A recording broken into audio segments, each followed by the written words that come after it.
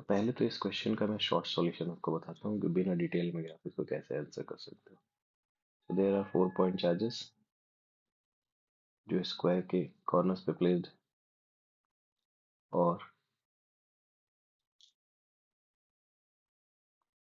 Those are q, small q each. तो एक charge के ऊपर बाकी 3 चार्जेस रिपल्शन अप्लाई करेंगे। सपोज फर्स्ट ने अप्लाई किया फोर्स F, दूसरे ने भी अप्लाई किया F, तीसरे ने थोड़ा कम फोर्स अप्लाई किया क्योंकि इसकी डिस्टेंस ज़्यादा है।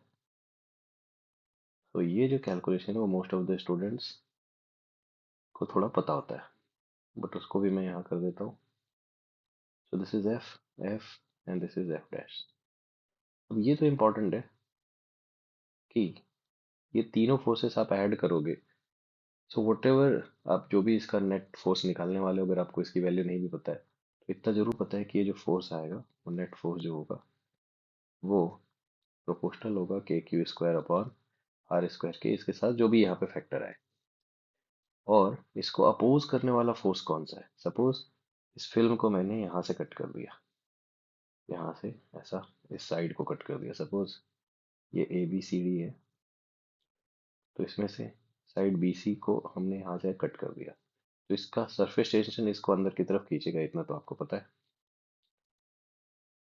तो ये जो नेट फोर्स लग रहा है वो बी के ऊपर भी लग रहा होगा, और ऐसे ही नेट फोर्स एक सी के ऊपर भी लग रहा होगा।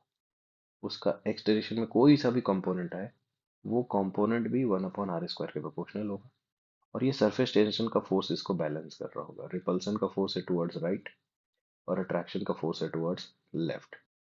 सो इक्विलिब्रियम के केस में ये जो टुवर्ड्स राइट कंपोनेंट आ रहा है इलेक्ट्रोस्टैटिक रिपल्सन का, वो प्रोपोर्शनल होगा k q square upon a square के, बिकॉज आर का मतलब ये डिस्टेंस होती है which is given to be a here. और वो बैलेंस होगा force due to surface tension के, जो कि होता है सरफेस टेंशन इनटू लेंथ, और उसका ट्वाइस ट्वाइस, क्योंकि वहां पे दो सरफेसेस हैं। हाँ, यहाँ से आप क्या देखते हो कि ए का क्यूब जो है वो inversely proportional to 1 surface tension है। So A is basically proportional to 1 surface tension raise to power 1/3। और क्वेश्चन में जो गिवन है कंपेयर करने को, उससे अगर आप कंपेयर करोगे 1/n से, तो n is equal to 3.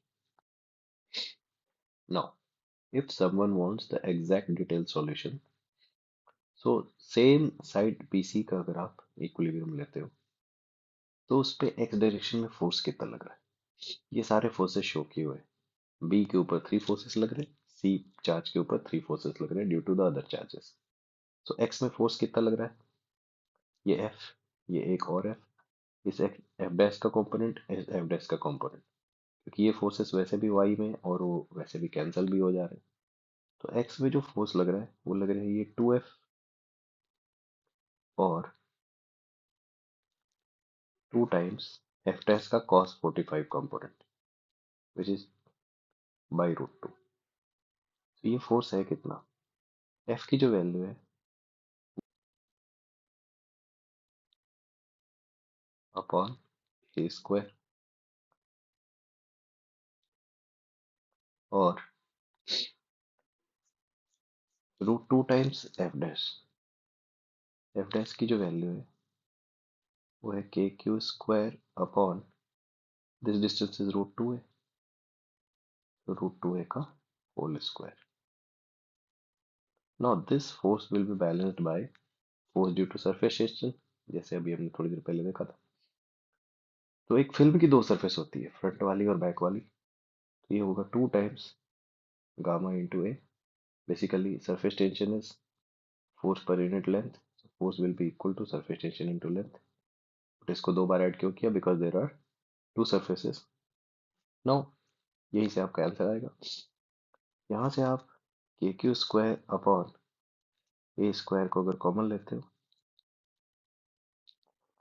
तो इसकी वैल्यू आएगी 2, और यहाँ से 1/√2, 2 plus 1/√2, 2 times gamma into a. So इस पार्ट को सॉल्व करके और you can find the value of a. तो अल्टीमेटली यहाँ से भी आप देख रहे हो कि ये सारे कॉन्स्टेंट्स को अगर आप अलग करोगे then again a is proportional to 1 by gamma raised to power 1 by 3।